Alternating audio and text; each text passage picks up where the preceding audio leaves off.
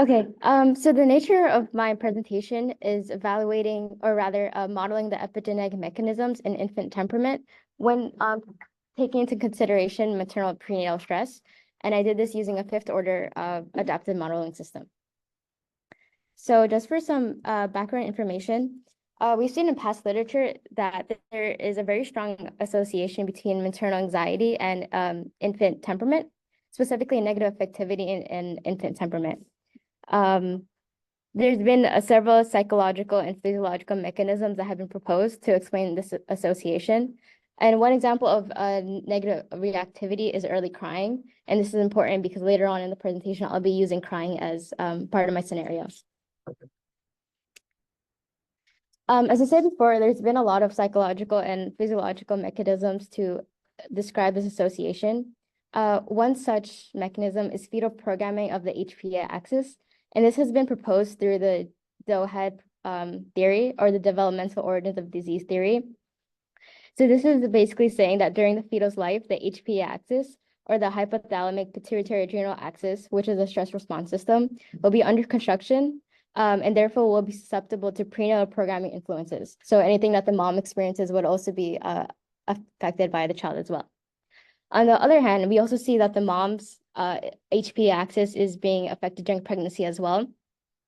The HPA axis is always activated, but especially when your fetus is in utero, the mom's HPA axis will be activated even more, and cortisol levels will increase by 3 to 5-fold. This is especially important as the HPA axis has to be blunted in order to prepare for labor. The diagram here further shows this. So it shows us how the organs part of the HPA axis shown in the mom and the fetus will go through this transfer channel, or the placenta.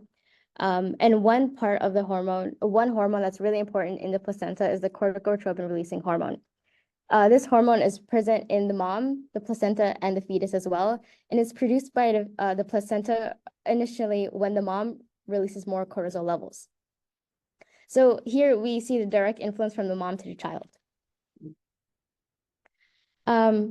However, one scenario is when the mom feels too much stress, and the mom will secrete greater amounts of cortisol, as you can probably expect, compared to non-stressed pregnant women. And from this, we can see that the mechanism may lie in the fetal overexposure to glucocorticoids, aka cortisol, that would impact their development of their HPA axis. Another really important factor to all of this is the placental 11B hydroxysteroid dehydrogenase, which is basically an enzyme that would convert cortisol to cortisone, so making it into an inactive metabolite. This is important because we've seen that the more concentration of this enzyme that there is, the less exposure the fetus would have to cortisol levels. Therefore, we've seen in humans that heightened maternal anxiety is negative correlated with this placental enzyme, which will lead to high fetal cortisol levels. So from all of this, we see that one possible mechanism is that if the activity of this enzyme is reduced, more active cortisols would cross the placenta and reach the fetus, and this would increase the production of CRH in the placenta. So taken together, we see that there's many different factors at play. The first one that includes is the temperament of the child, especially their negative affectivity. Whether the mom is normally stressed or going through extreme stress or their prenatal stress. The HPA axis of each the mom and the child also has 2 different time points, which include the fetus and the infant. We also have the placenta at play and its CRH hormone, and also the HSD11B enzyme and the epigenetic changes that would change it. So what I propose is that we should explore these complex interactions using a fifth order adaptive network system model. So the model will integrate genetic, epigenetic, and environmental factors to present how prenatal stresses would influence infant temperament. In addition to this, we should also incorporate DNA methylation and its impact on the 11B HSD2 protein to show a possible mechanism of how cortisol levels will affect child cortisol levels and also their subsequent behavior. In this example, the triggering stimulus, stress stimulus, would be a large family gathering, which overstimulates the infant and will lead to irritability and crying as an emotional state. So this is just the state names and their explanations. I won't go through each one of them, but we see that each one is also categorized by their level, whether it's a base level or the reification level of each one. And this goes up to 5 reification levels in total, making 6 levels. This diagram is a model, a graphical representation of my network model. So we see from the 5th self level to the 2nd self-model level, these have to do with the epigenetic changes.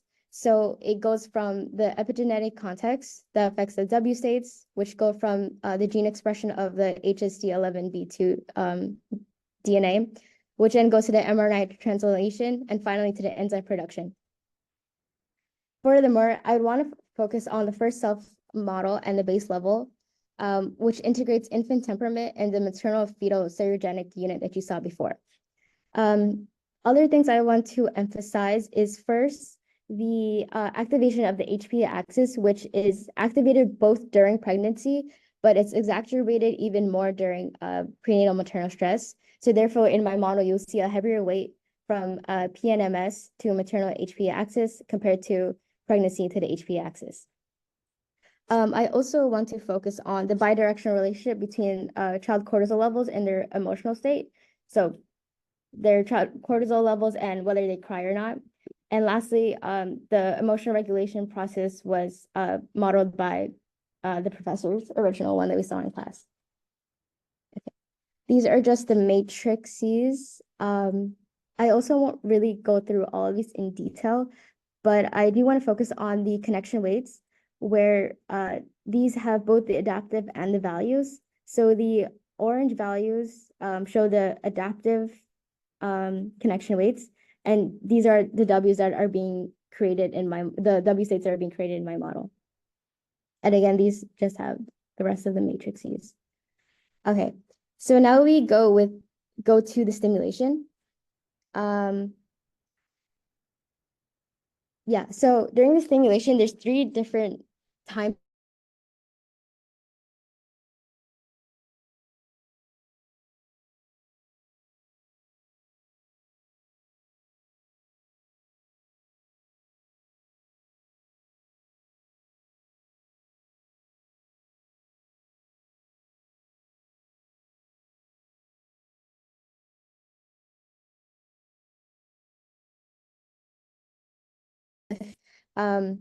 and these are shown in the activation.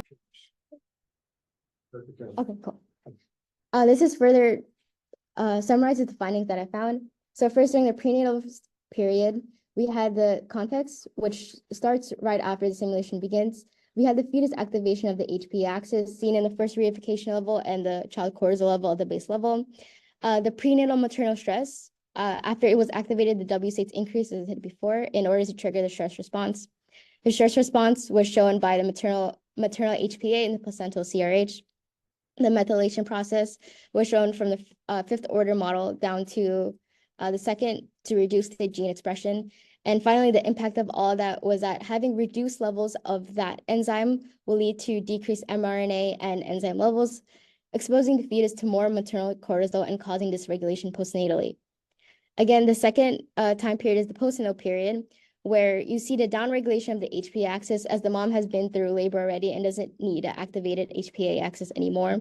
We see the activation of the infant states that are related to their emotional, sensory, and sensory representation states.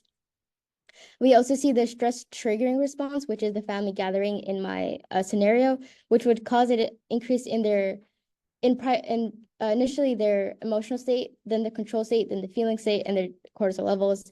And lastly, there's also the amygdala, which would be triggered by the cortisol levels and regulate the feeling state, and hence the crying state.